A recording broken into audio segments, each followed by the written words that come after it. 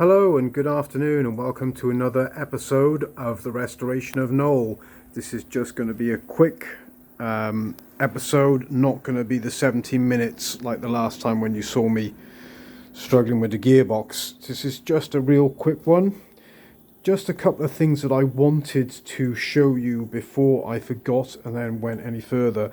The gearbox, you can see, is all properly in, and also so is the handbrake and all of the handbrake mechanism, and also the clutch mechanism, which we'll get onto now in a minute.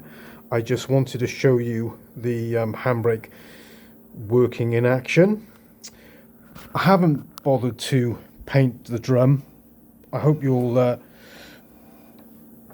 won't get too upset about that, but as you can see, the drum's all rotating smoothly. I have cleaned it all out and unseized the adjuster and readjusted it and checked everything over, so it's absolutely beautiful. The handbrake has all been refurbished.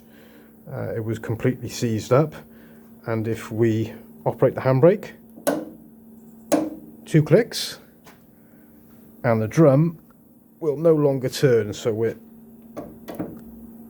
happy, and that's off now, and now the drum is spinning. So we got 2 clicks on that handbrake and we've locked the drum up, so that's lovely. I do like a snappy handbrake, although I won't be doing any handbrake turns in Noel, that's for sure. So the clutch mechanism has all been done pretty much. I also have rebuilt this slave cylinder. Now, I don't usually do that kind of thing. I usually buy new cylinders, but as this is a budget rebuild, that's the reason why. I just don't have the money. Okay, that's a lie. I could stretch to a new clutch slave cylinder, but I stripped it down and it honestly didn't look too bad. Bear in mind the clutch hydraulics were working. I drove Noel in, so bear that in mind.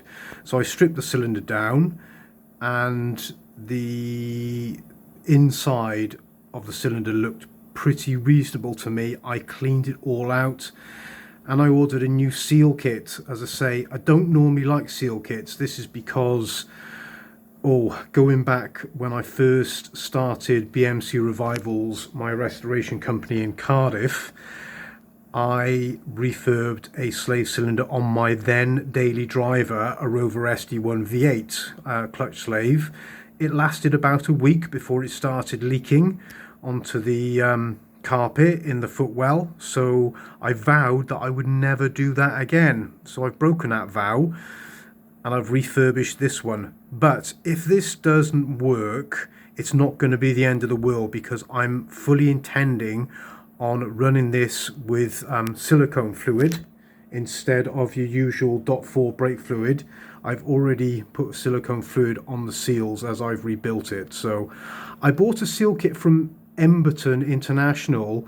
It isn't advertised actually to suit that slave cylinder. It's advertised to suit almost every other bloody slave cylinder you can think of in the 60s, but not that one, although obviously the internal diameter is 7/8 or 22 mil internal diameter of that slave, you know, is what was advertised.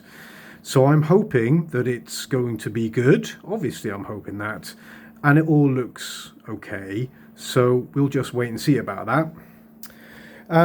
What else have I been doing? I have also thrown some primer at the top part of the bulkhead just today.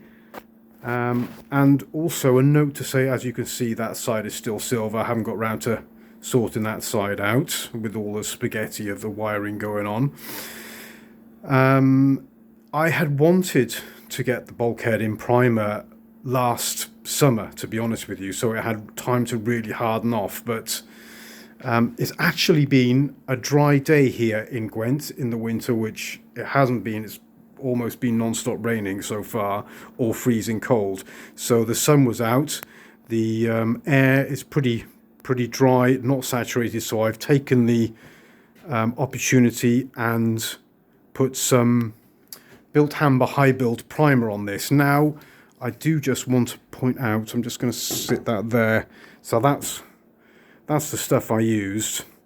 Now, you know I'm a massive advocate of built hammer products, but I must have bought that can, I don't know, at least 6 months ago, maybe even a year ago, in preparation for this. And it spat. You can see there, look at that. Look at all that there. That's not the best. It spat out the nozzle. So we're just going to let that completely dry off, and then we're going to flat that out. So I think that's going to be okay, but it doesn't look great at the moment. So worth thinking about if you're going to get your paint products. Don't bother getting them until you're actually ready to use them. I think that's the mistake I've made here, as it's been sat on my shelf, and maybe I should have warmed the can up in some boiling water as well before I used it. So there you go. I just thought a couple of tips worth mentioning. Don't bother buying that until you're ready to use it, and whether or not you feel like redoing your cylinders with seal kits, I'll leave that up to you, and obviously I'll keep you informed as to whether this Slade cylinder is any good. But very happy with the snappy handbrake. There we go. So baby steps as always. Thanks again to everybody watching, commenting. Happy New Year to you all. I said that last time, I know. You're allowed to still say that because it's still January, aren't you? Take care. I'll see you on the next one. Bye bye for now.